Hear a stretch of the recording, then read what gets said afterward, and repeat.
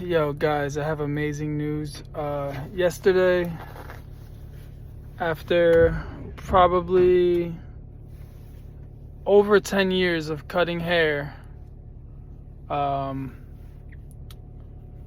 finally took my Master Barber Operator test in Mount Vernon, New York. And I'm like 99% sure I passed that shit.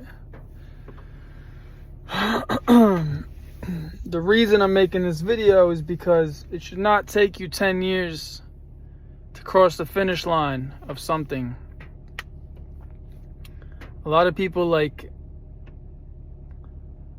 they do all this work to get their bachelor's degree and they have like 10 credits left or like one class left or 2 classes left and they never finish it. Why? I don't know. I think it all stems from fear. And the idea that if you never finish something completely, technically you never failed at it, right? If it's not a fail, it's an incomplete, you know? You're not done with it. You'll get back to it later, right? Type of attitude. But I just wanted to thank God and say how important it is to finish what you start, man. You don't see people in marathons, running marathons, going 99% of the way and then just pulling over to the sideline and just sitting down. You know? One of my proudest achievements is finishing the US Navy, because whether you like it or not, they're gonna make you finish, you know? They've heard every excuse in the book of people trying to get out of that institution, the military. But once you sign that contract, they own you. So one of my proudest achievements was something I had to finish by force. Wasn't even by my own will.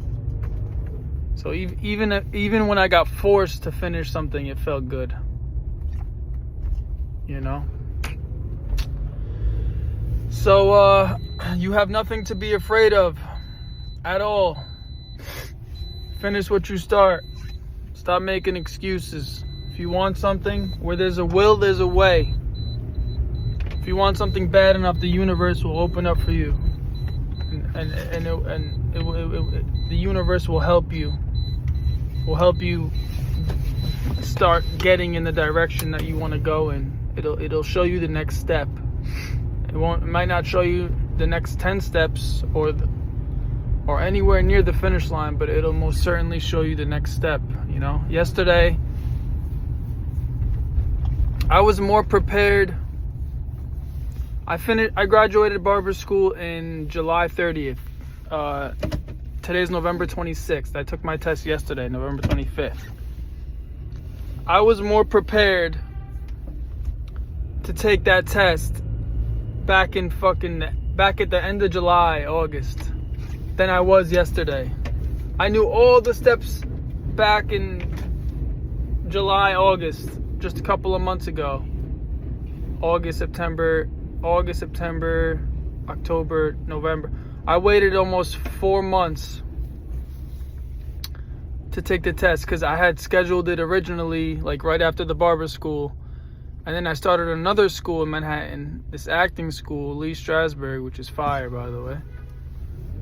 And my ass thought it would be a good idea to not miss a barber school class, an acting school class, and skip the exam. Because God forbid I ruined my class record at the new school I was going to.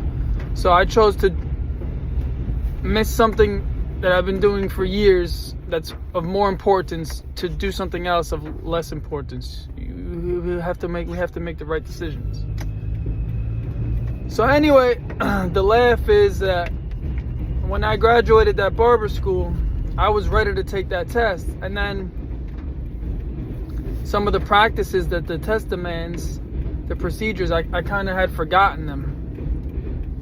And between then and now, of my new test date that was yesterday, I think I looked at some YouTube videos to brush up on like the procedures maybe once or twice, and then even the day of, like, I feel like I was forgetting some materials, and like on my way there, and I just said, fuck it, I'm gonna leave it up to God. I'm gonna leave it up to God, leave it up to God.